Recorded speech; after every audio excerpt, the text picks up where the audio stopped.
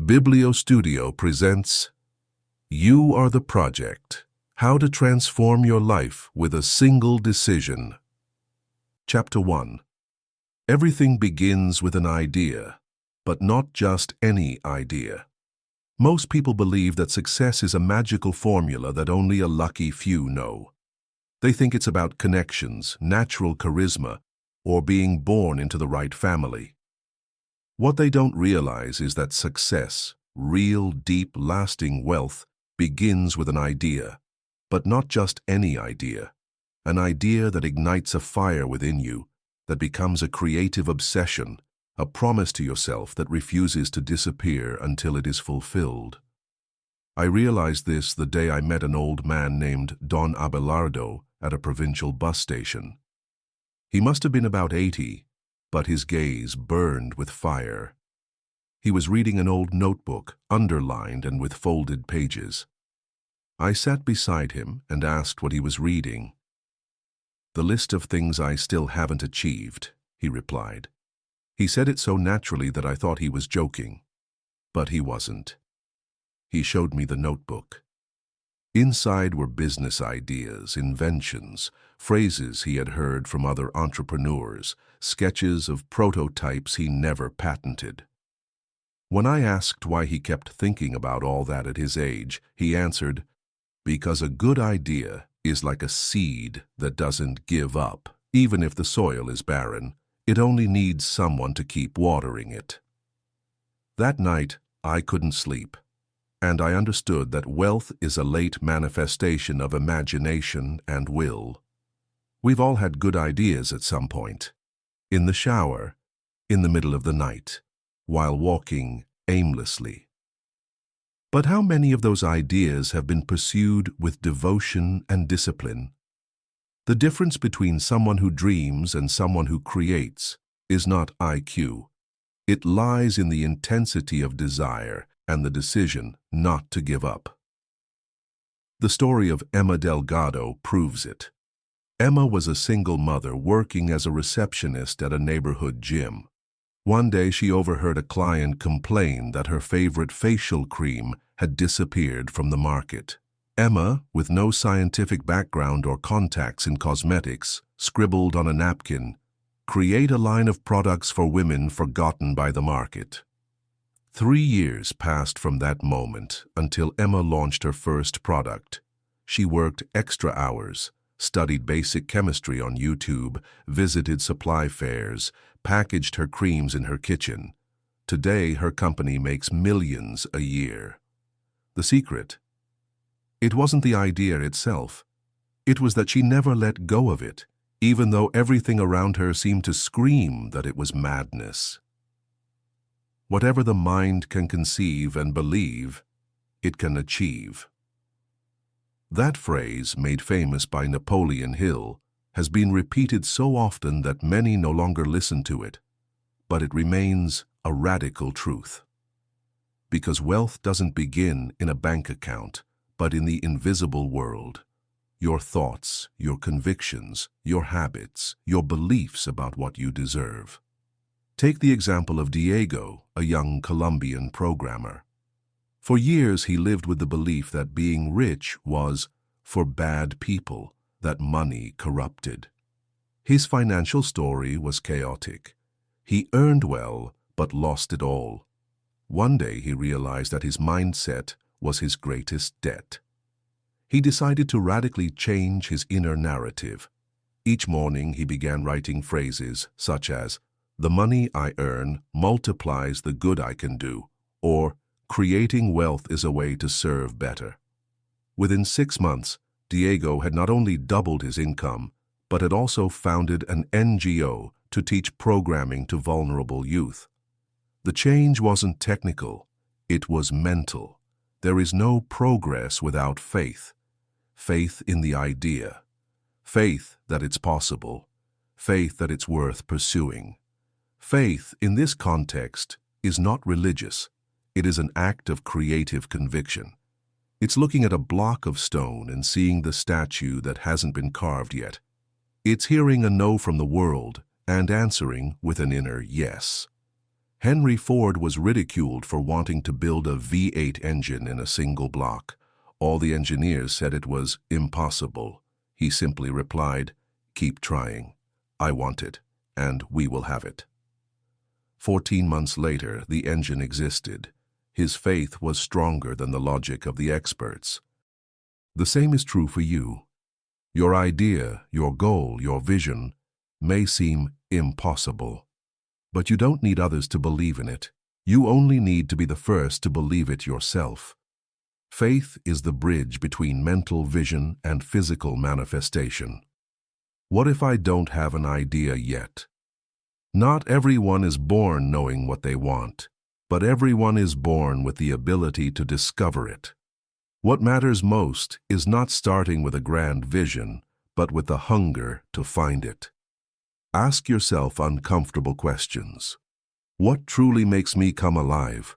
What problem am I obsessed with solving? What would I do even if no one paid me for it? What things can I not stop thinking about, even when I try to ignore them? Most of the time, the answers won't come in a magical moment. They'll come from silence, from inner work, from observing yourself when you're not pretending. Purpose is not invented, it is discovered. Each person has an inner army ready to sabotage them. It is made up of doubts, fears, and endless procrastination. The mind becomes creative in avoiding progress. It's not the right time. I'm not ready yet. I'll start on Monday. But those who wait for the perfect moment never begin. And those who never begin become slaves to their unrealized potential. History is full of graves containing unwritten books, unfounded businesses, unsung songs. The cause? It wasn't lack of talent. It was giving up before starting. Everything begins with a spark, a mental image, an intuition, a desire that cannot be killed. In this first chapter, we've explored the birth of wealth, the exact moment when an idea stops being a passing thought and becomes an unbreakable promise. I want you to close your eyes for a moment and ask yourself this question.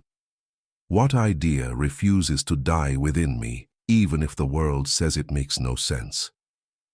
The answer is the first step. The rest is execution.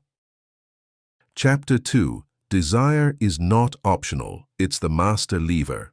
In an old notebook found among Leonardo da Vinci's belongings, there was a phrase written in Latin that appeared repeatedly, voluntas est potentia. Will is power. Today we know that having a good idea is not enough. Many people have brilliant ideas. What separates the creator from the mere dreamer is undeniable, burning, determined desire. Not a passing whim, but a decision that burns even in the midst of frustration. Over the years, I've interviewed more than 40 successful entrepreneurs. In all of them, without exception, there was one constant.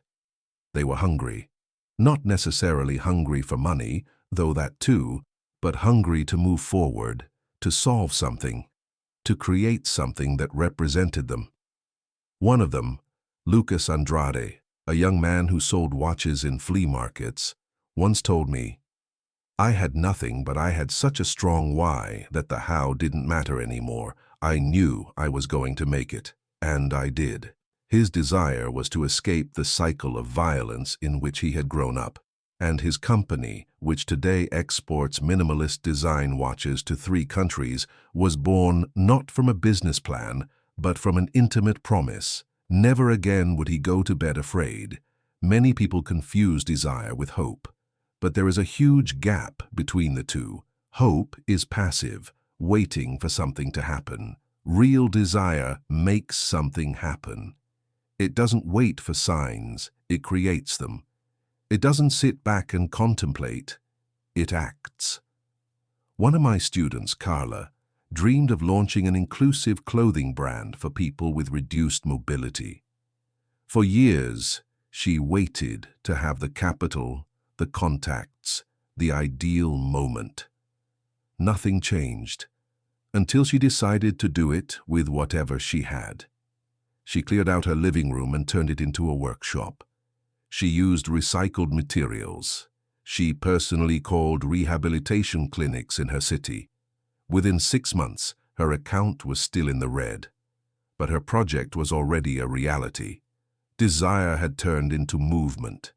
And movement, like all energy, attracts other forces. Today, Carla doesn't wait. She summons. In my in-person workshops, I propose a simple but powerful exercise. Write down your main desire on a sheet of paper, like this. What exactly do I want? Not generalities. Say, $10,000 a month with my healthy catering business. Why do I want it? Honestly, without moral censorship, freedom, recognition, security. What am I willing to give in exchange? My comfort, my free time, my pride. By what date will I have it? How can I start today, even if I'm not ready? This exercise not only brings clarity, it puts you in a position of power.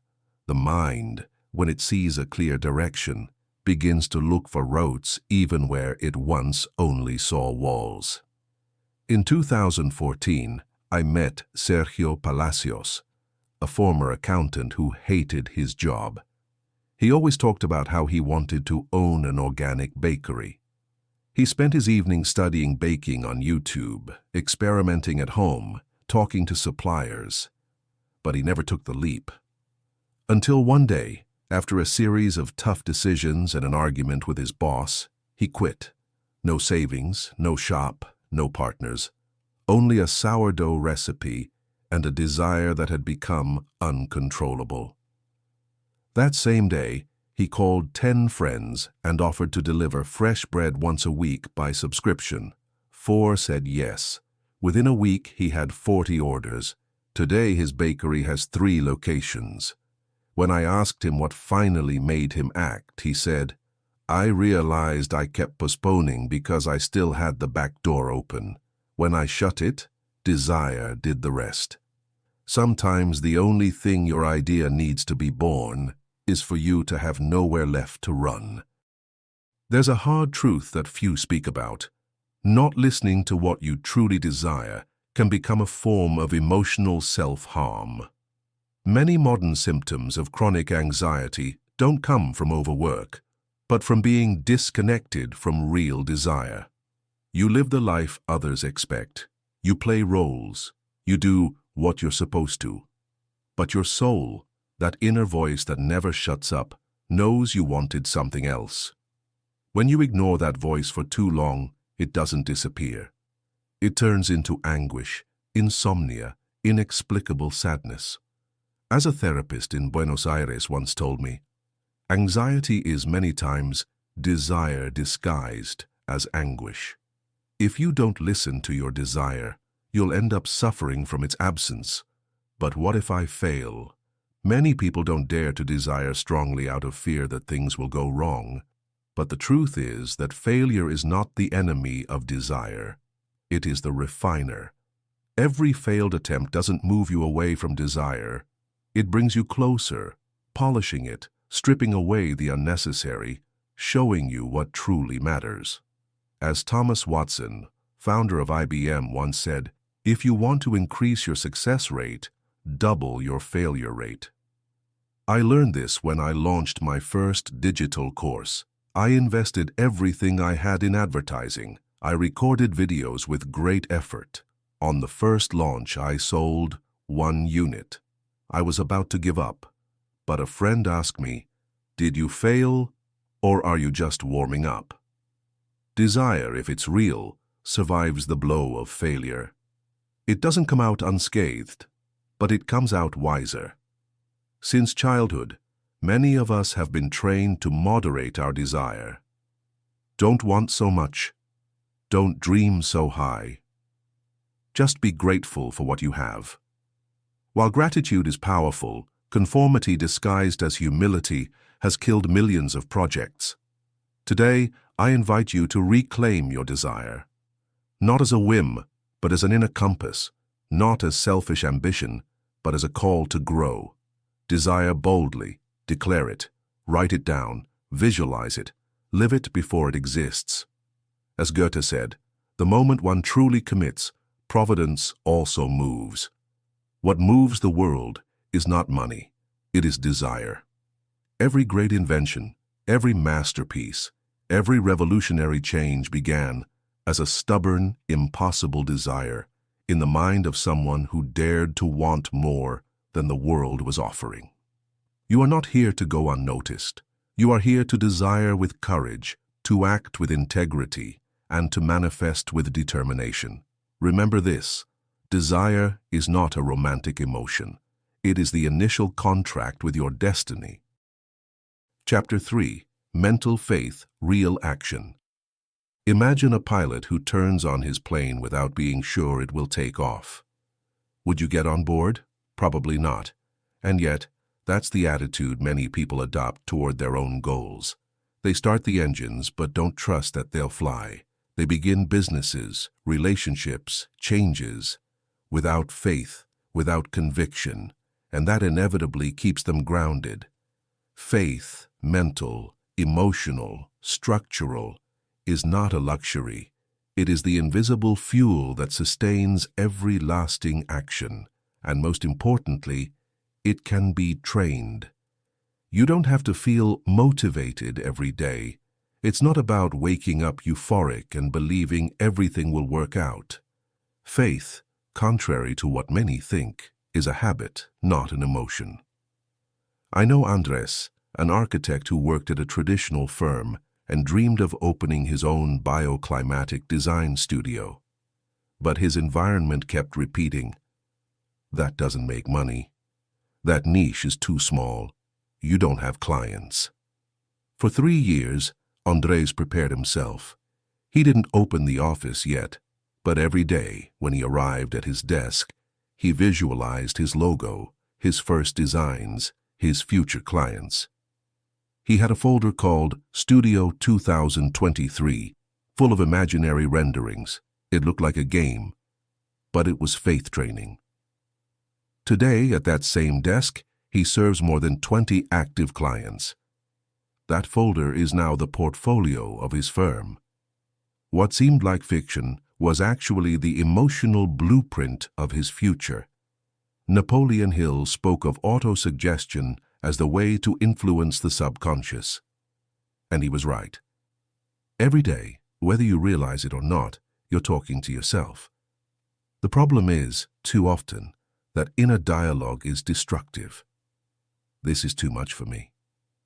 No one will take me seriously. It's too late to try. Now imagine those thoughts are commands your mind executes with precision. You become a slave to your own phrases. Changing this pattern doesn't require brute force, but conscious practice. Here's a powerful exercise: the morning script. Each day upon waking, write an affirmation in the present tense and in positive form related to your goal. It doesn't have to be grand, just realistic and optimistic. For example, I am building a sustainable business that allows me to live with freedom and purpose. Repeat that phrase 3 times, out loud, while looking in the mirror. It may feel awkward, even silly, but give it 2 weeks. You'll see how your inner language begins to change, and with it, your decisions. Lack of faith rarely shouts. It whispers. It disguises itself as prudence. It tells you, be realistic, wait a little longer, don't get too excited. And that whisper eats away at your energy day after day until the extraordinary seems dangerous and mediocrity comfortable. Luisana, an excellent portrait photographer, confessed to me in a session that she always dreamed of traveling and capturing visual stories in conflict zones. But she kept saying, "That's for truly brave people. I'm not like that." For years, she limited herself to studio portraits, until she decided to act as if she were. She started with a short trip to the border, then another. Today she works for a humanitarian organization that takes her around the world. Did her character change? No, her inner narrative did. Faith doesn't always come naturally, but it can always be planted. Commit out loud. Faith grows when there are witnesses. Tell your goal to someone who respects you. Verbal commitment creates positive pressure. Repeat your vision daily. Write your objective as if it were already real. Read it, feel it, believe it. Surround yourself with expansive beliefs. If everyone around you doubts, eventually you will too. Find at least one group, digital or physical, that raises your mental standard. Act before you feel ready. Faith isn't born from waiting, but from movement. The brain interprets your actions as proof that something matters. Celebrate small wins. Every sign of progress reinforces the narrative that this is working. Write them down. Review them. Be grateful. It's not about getting rid of fear. It's about moving forward despite it. Let me tell you the story of Samir, a Venezuelan who arrived in Peru with a backpack, no contacts, and a single purpose: to open an African-inspired barbershop. For months he slept on a borrowed sofa, not knowing if he could pay for food the next day. But every day he walked to the same block and looked at a closed shop with a "for rent" sign. One afternoon, without yet having the money, he went in. He asked about the rent. He took photos. He spoke with neighbors, and he began posting on social media. Coming soon, the first Afro-urban barbershop in Lima.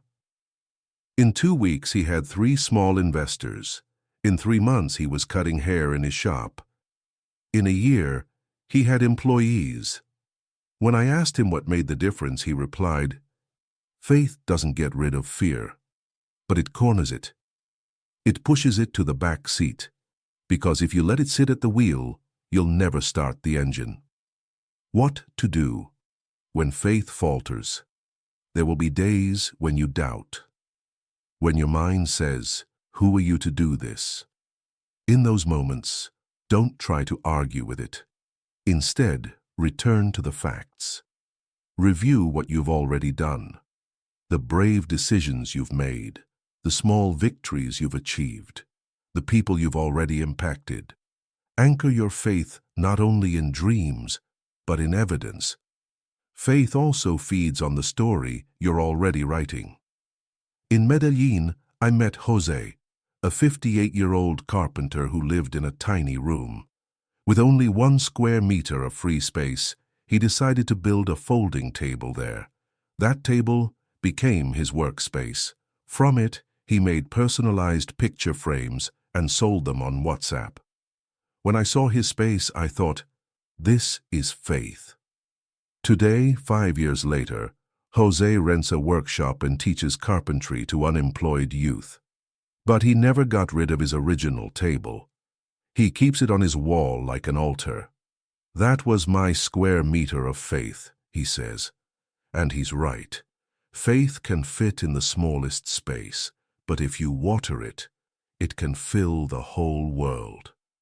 Faith is not the certainty that everything will go perfectly. It is the daily decision to act as if it were inevitable. It is working as if you were already there, speaking as if you were already that person, becoming the cause of what you want to achieve. When faith takes root, the world begins to align. Not always quickly, not always in the way you expect, but always, always, it responds. Your goal isn't waiting for resources. It's waiting for you to believe you are capable. Chapter 4. Effective action, not perfect action. There comes a moment when desire has been awakened, faith is growing stronger, and vision begins to take shape in your mind. But if at that point you don't move, everything turns into smoke. Action is the border between the mental world and the real world. And you don't need perfect action. You need consistent action. If faith is the spark, action is the oxygen that turns it into fire. Maria, a talented interior designer from Madrid, had everything she needed to launch her studio, experience, contacts, innovative ideas. Except one thing, the perfect moment. For nearly 2 years, Maria postponed her launch. She wanted her website flawless, her portfolio impeccable, her proposal unique. She didn't want to go to market as just another designer. The problem was that the market never saw her work. She kept waiting to be ready, but no one ever discovered her. Until one day she realized something brutal. Nobody is impressed by what they never see. She decided to publish her first project without a logo or branding. The result: 3 potential clients contacted her that same day. One of them signed a contract. Today, her company is called Linea Viva and makes over €150,000 a year. Her action was imperfect, but visible, real, and that changed everything. When the goal is big, the first step usually feels insignificant. But that's the trick. One phone call, one email, one post, one conversation. They may seem small, but they are the hinges that swing open giant doors. My friend Julian wanted to offer consulting in productive habits. Without coaching certifications or a network, he decided to do something ridiculous. He offered a free session to his neighbor. She loved it so much that she recommended him to 2 friends. Within 3 months, he was charging €100 per session. His first action wasn't grand. It was ridiculously accessible, but it was a step. And movement creates traction. The silent enemies of action: perfectionism. The assassin disguised as high standards. It keeps you busy, but without progress. Constant comparison. There are already so many doing this. Others do it better, yes, but nobody does it with your story. False preparation. Endless courses, endless plans. Learn, yes, but use 20% of your time to study and 80% to execute. External approval. If you wait for applause, you'll die in silence. Many will only understand once you've already succeeded. Camila, a shy young woman from Quito, had an idea: to leave small motivational messages in public spaces. Notes, phrases, short poems, all handwritten. But her inner voice said, "Who's going to care about this?" One night she left her first note under a rock in a park. She thought it would be a symbolic act. The next day she returned out of curiosity, and the note was gone. In its place was another message written in red marker. "Thank you. I needed this." Camila didn't wait for permission. She didn't wait for virality. She didn't wait to be recognized. She acted, and today her project Letters to Strangers has inspired more than 200 volunteers in 11 countries. The action: leaving a sheet of paper under a rock. The impact: thousands of hearts touched. Never underestimate a small act with deep intention. Planning is important, but many fall into the trap of eternal designing. The true value of a plan is not in its detail, but in its capacity to generate immediate action. Here's a practical method. Plan 70%. Get clarity on direction and minimum resources. Execute 30% as a test. Launch, prototype, try, fail cheaply. Recalculate, adjust, evaluate, improve along the way. Planning without execution is an elegant form of procrastination. How to move, even when you don't feel like it. One key to moving forward is understanding that momentum comes after starting, not before. You don't need motivation to move. You need movement to get motivated. Do this. Break down any big task into micro actions. Do just one. Only one. Don't negotiate with your mind. Act before you overthink. Celebrate progress. The brain associates action with reward. Example: if you want to launch your podcast but feel overwhelmed by production, start by writing the title of the first episode. Just that. When you're done, write the first sentence, and so on. That principle is called momentum, and once you have it, inertia works in your favor. Many people don't fail for lack of skills, but for surrounding themselves with people who do nothing. If you surround yourself with spectators, you'll become one yourself. But if you surround yourself with people who act, even if badly, even if they fail, your energy changes, your standards rise. Create an execution circle. 3 people with whom you share weekly progress, brief feedback without judgment, concrete goals, real deadlines. It's not motivation, it's accountability, and that's worth more than 100 likes. Kevin had a dream to open a Brooklyn-style coffee shop in Mexico City. He rented a cheap place with no attractive facade and no electricity. "It's all I can afford," he told me. Should I risk it? He had 2 options. Wait until he had the perfect location. Open with what he had. He chose the second.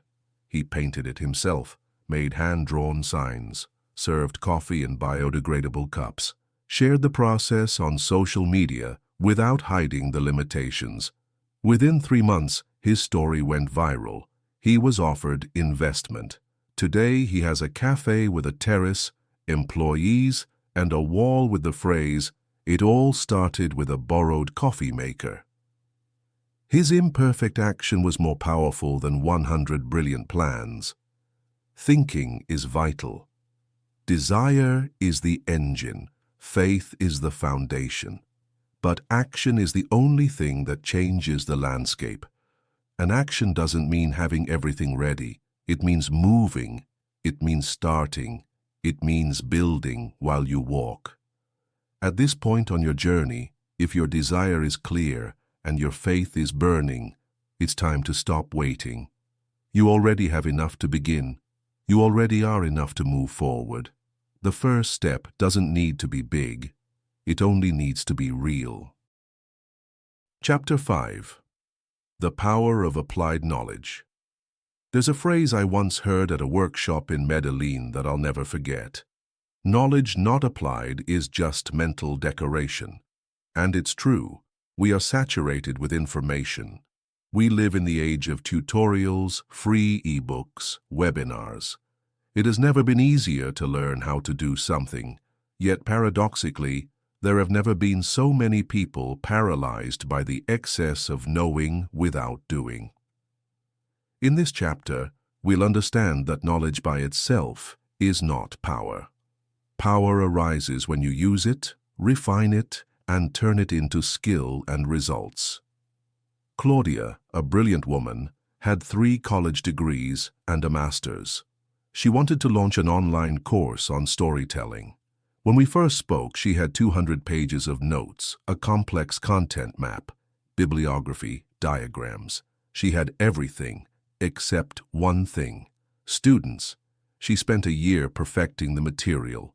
She didn't publish anything. She didn't offer a free class. She didn't do even a minimal validation. Her biggest fear? That it wasn't up to standard. One day I told her, "You have a library in your head, but the world only wants to know if you can help them tell their story." That same week, she ran a trial class on Zoom. 7 people attended. 4 of them signed up for her first paid workshop. Today, she has a digital school with more than 800 students. And the curious thing is that her first workshop still had mistakes, but it was real. Learning without applying keeps you smart, but invisible. The difference between information and useful knowledge. Information. Knowing that running is good for your health. Useful knowledge. Running 5 kilometers and understanding how your body responds. Application turns theory into wisdom. Each action is a question to the world. Does this work? For me, like this? And every result, positive or negative, is a concrete answer that no book can give you. That's why true useful knowledge is experiential, not just academic. There's a difference between knowing a little about everything and becoming unstoppable at something very specific. I once met Ezekiel, a young man from Rosario who wanted to make a living teaching chess. His circle mocked him. "That doesn't make money." He didn't argue. He just sharpened his focus, teaching chess to kids with ADHD. He studied neurodiversity, took a course on multisensory learning, adapted his method. Today, his workshops are requested by private schools, and he was invited to give a TEDx talk. It wasn't about knowing more, it was about knowing better for a specific niche. Specialized knowledge always finds a market. How to acquire useful knowledge without drowning in information. Define the goal before learning. Don't consume just to consume. Learn with purpose. Example, not, "I want to know about business, but I want to know how to validate an idea in 7 days." Learn in action blocks. Every hour of study should translate into an hour of practice or application. Eliminate sources that only entertain. If you follow accounts that motivate but don't move you, unfollow them. Apply with a minimum viable approach. You don't need the 12-module course. Apply after the first video. Learn by teaching. Explaining what you know forces you to integrate knowledge. There's a dangerous bias that holds many people back. Believing valid knowledge only comes with a diploma. That's no longer true. The best creators I know learned on YouTube, in forums, from their own mistakes, through spontaneous mentorships, in the field. Mateo, a young man from Bogota, makes a living editing cinematic-style videos for content creators. He never studied communications. He started with an old cell phone, filming music clips for friends. Today, he earns more than many film graduates. His classroom was the street, his exams, every client. Applied experience is a university that never stops graduating you. Pedro, in a Caracas neighborhood, repaired motorcycles. He was good, but invisible. One day, he decided he wanted more. He began reading about Japanese mechanical systems. He became obsessed with understanding why certain failures happened, not just how to fix them. He created a notebook with error patterns, notes, hidden causes. He shared it with other mechanics. His logical approach became known. Today, he offers online training and was invited to collaborate on a technical manual for Yamaha Latin America. His advantage was transforming practical knowledge into documented, shareable knowledge. That made him valuable. One powerful way to accelerate your growth is to learn alongside others. What might take you months alone can be solved in hours with a group. Join or create groups for sharing learnings, mastermind sessions, mutual review of progress, micro challenges with feedback. Collective knowledge is a motor. When you share what you know and absorb what others have lived, you skip years of trial and error. Sergio, a 60-year-old entrepreneur with 3 companies, once told me, "The day I believe I already know, I begin to die as a businessman." Those who remain relevant aren't the ones who knew a lot back then.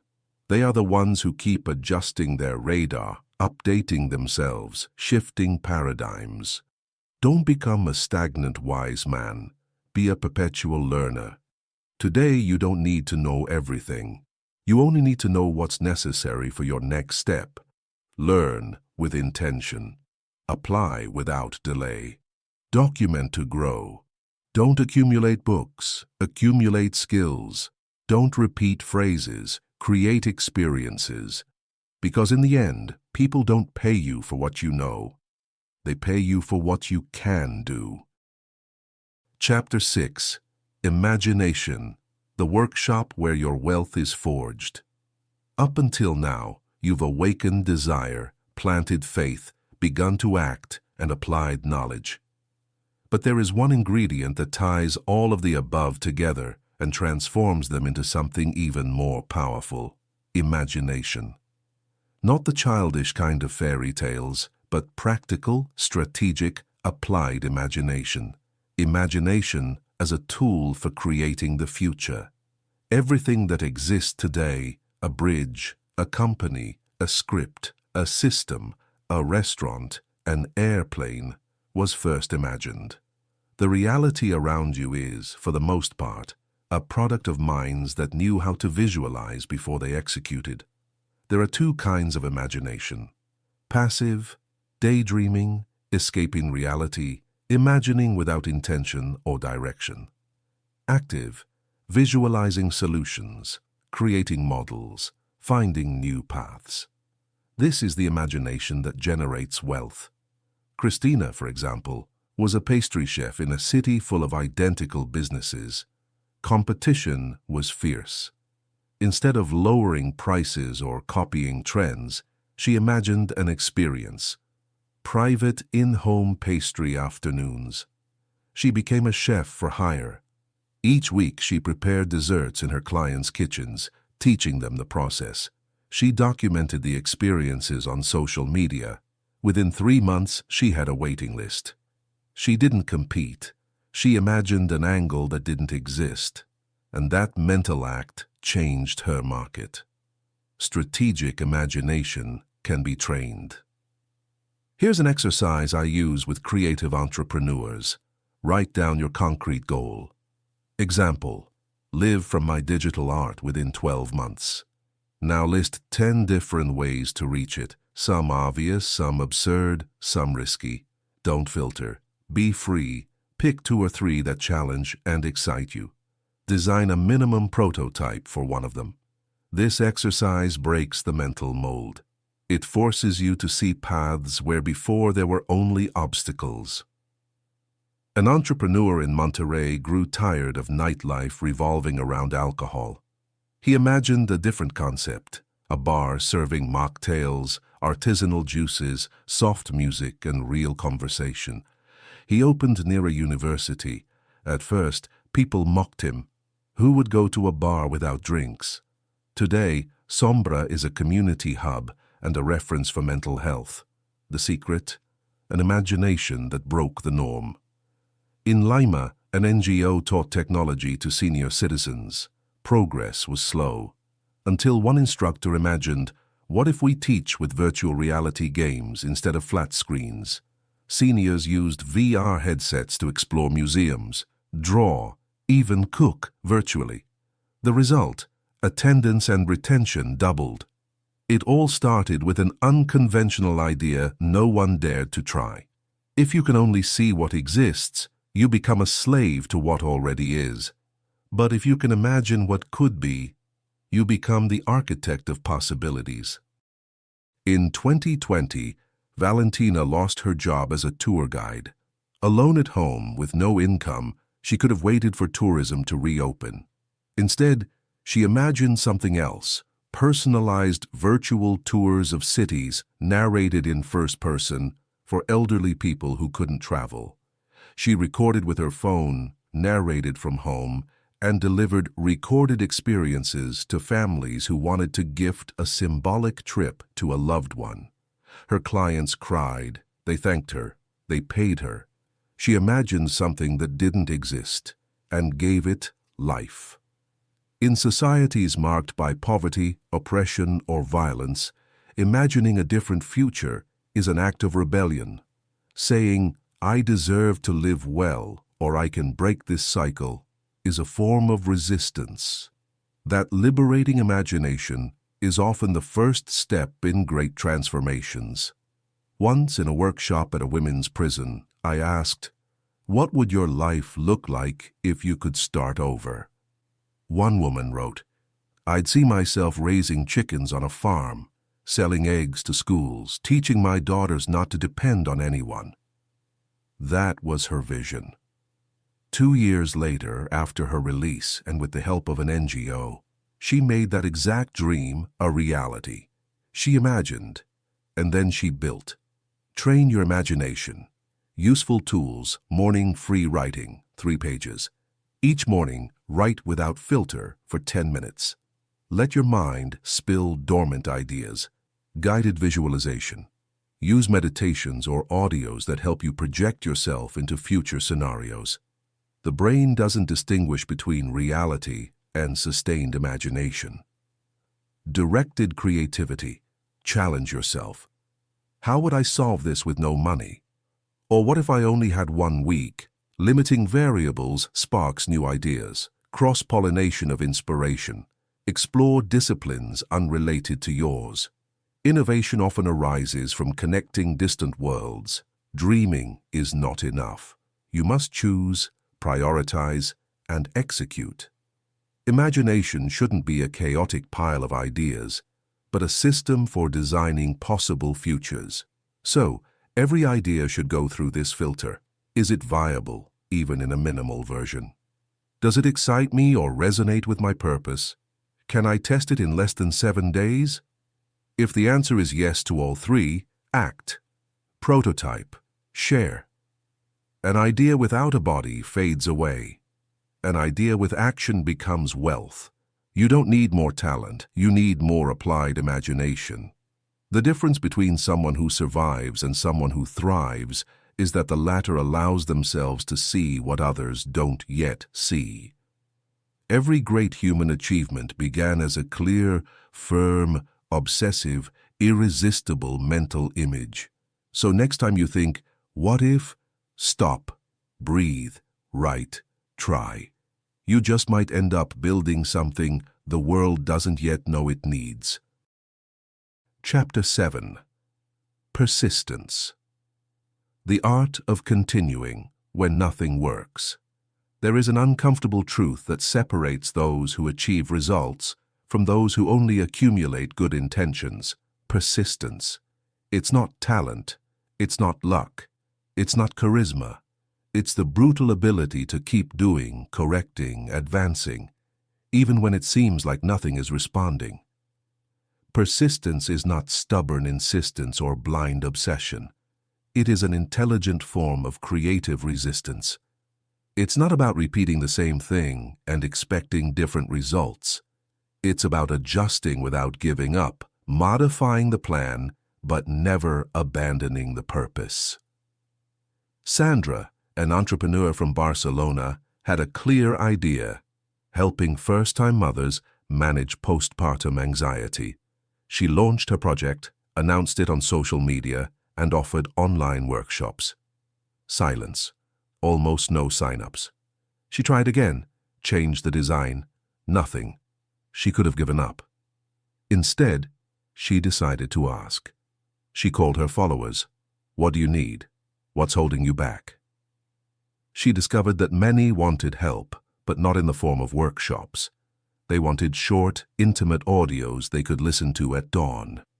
She reinvented her project as Whispers of Support, 3-minute audios with breathing techniques, affirmations, and emotional support. Today, more than 15,000 women in 11 countries use her service. The goal was firm, the strategy was flexible.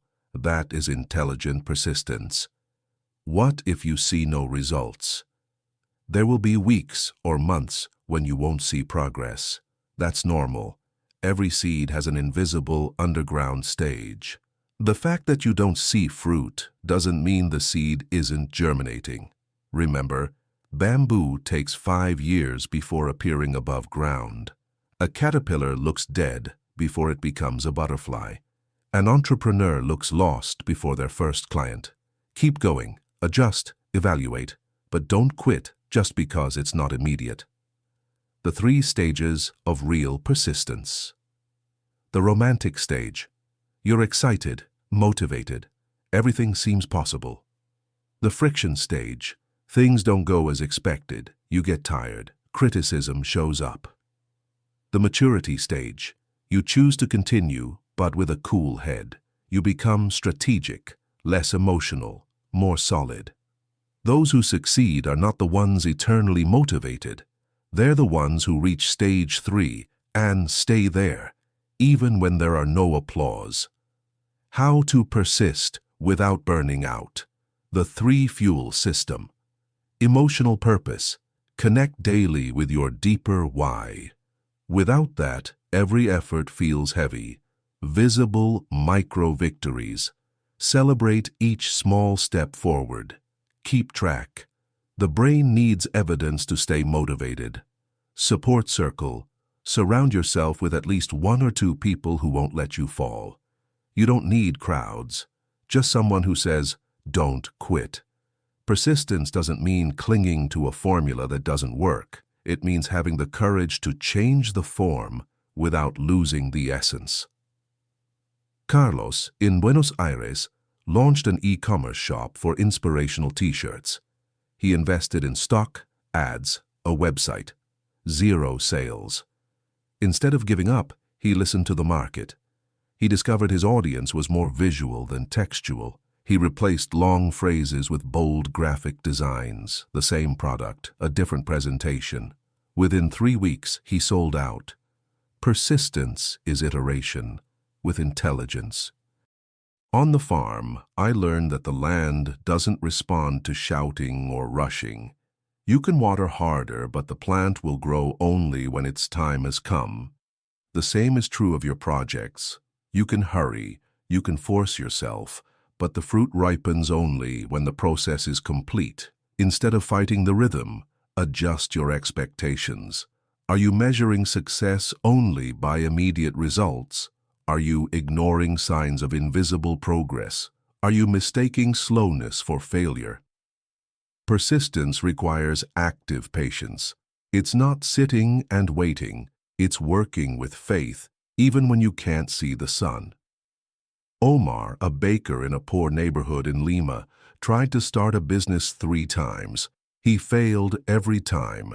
He owed money to his family. He suffered from anxiety. But he had a strange habit. He wrote down every attempt in a notebook. He noted what went wrong, what he learned, what he would do differently. That notebook, he said, is my university. On his 4th attempt, he applied everything. He used simpler recipes, reduced costs, partnered with a friend who understood sales.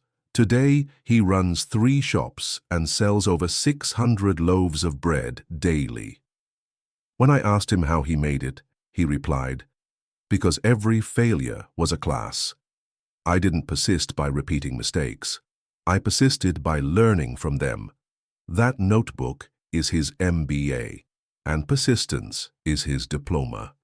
Persistence doesn't mean self-exploitation. Many burn out because they believe resting or taking a day off is failure. It's not. Persistence also means knowing when to pause and evaluate, when to sleep, when to ask for help, when to say, "Not like this anymore." Energy is a non-renewable resource if you don't manage it wisely. Your project needs you whole, not burned out. When everything tells you no, how do you keep going? Sometimes everything seems against you.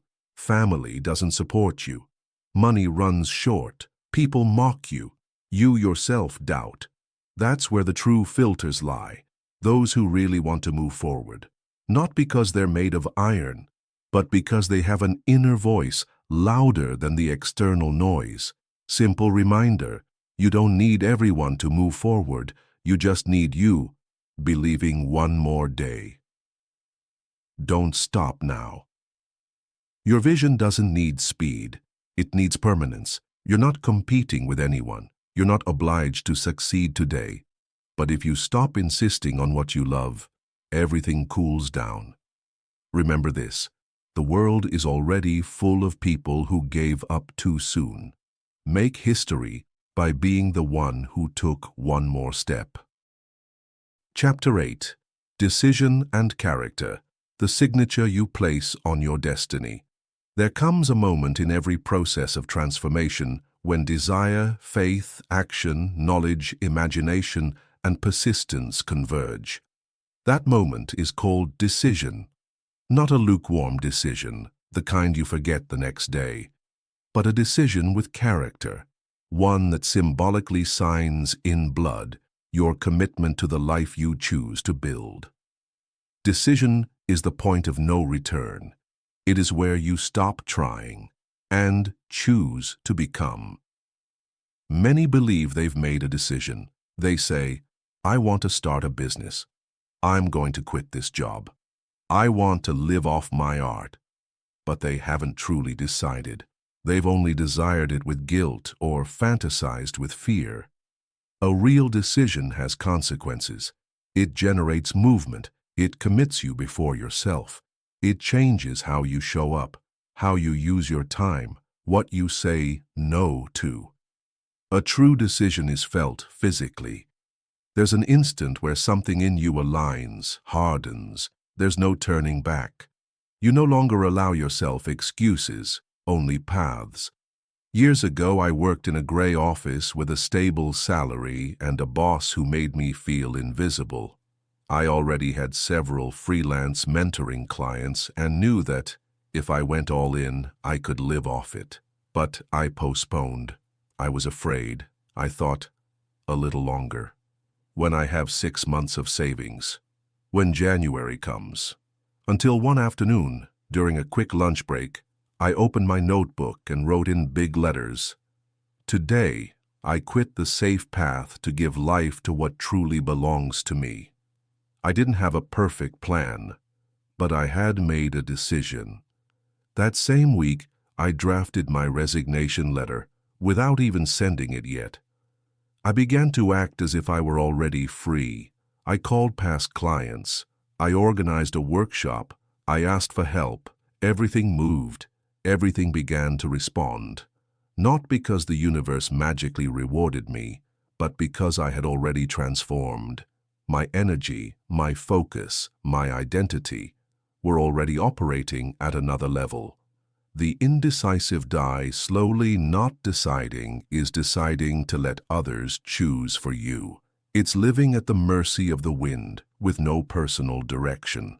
Chronic indecision drains more than error, because at least error brings lessons. Indecision only brings stagnation.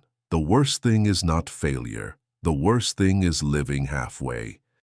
How to strengthen character in decision-making. Define your non-negotiables. What things are you no longer willing to tolerate? What limits will you never cross again? Decide based on values, not emotions. Emotions fluctuate. Values sustain. Act even with fear. Character is not the absence of fear. It is advancing in spite of it. Be consistent. Decide once, then let your daily actions sustain it. Check your environment. Surround yourself with those who strengthen your commitment. Step away from those who erode your decision with doubt or cynicism. Mateo, a 19-year-old from a rural area in Ecuador, was expected by his family to work in agriculture like everyone else. But he wanted to study programming. They told him, "That's for rich people. You don't have a computer. You don't speak English." One day, walking through the city, he saw a poster at a technical academy. Intensive web development course, 3 months, monthly payment. He went home and wrote on his wall in chalk, "I will program my way out of here." He worked planting onions, sold candy, walked miles to attend classes. Once he even fainted from lack of food, but he never abandoned his decision.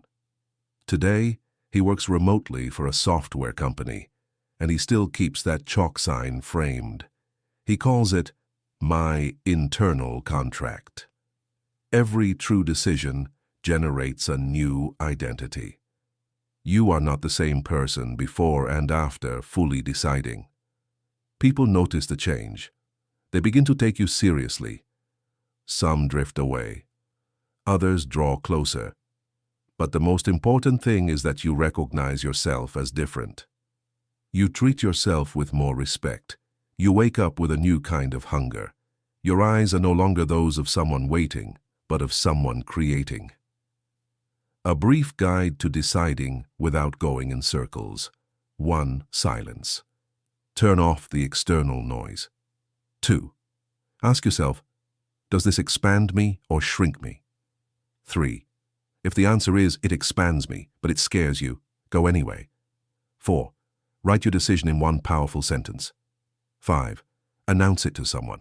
The world must know you've chosen. 6. Do something about it within 24 hours. It doesn't matter how small the gesture is. What matters is that it confirms your choice. Don't wait any longer. Make it real. Everything you've read up to this point can change your life, but only if you decide to make it part of you. Ideas by themselves don't transform. It is your decision that turns them into destiny. Let's recap. Desire, the spark. Faith, the fuel. Action, the bridge. Knowledge, the tool. Imagination, the design. Persistence, the test. Decision, the final signature. No one can decide for you. No one can live your vision. The greatness you dream of will not arrive with permission or guarantees. It will arrive when you commit fully. So if something within you stirred while reading this, if you felt certain phrases speak louder than usual, don't ignore them. It is your soul saying, the time is now. You don't need to be ready. You only need to rise, to choose, to move. Your destiny is not written in the stars. It lies in your daily choices. And today, you can choose to begin.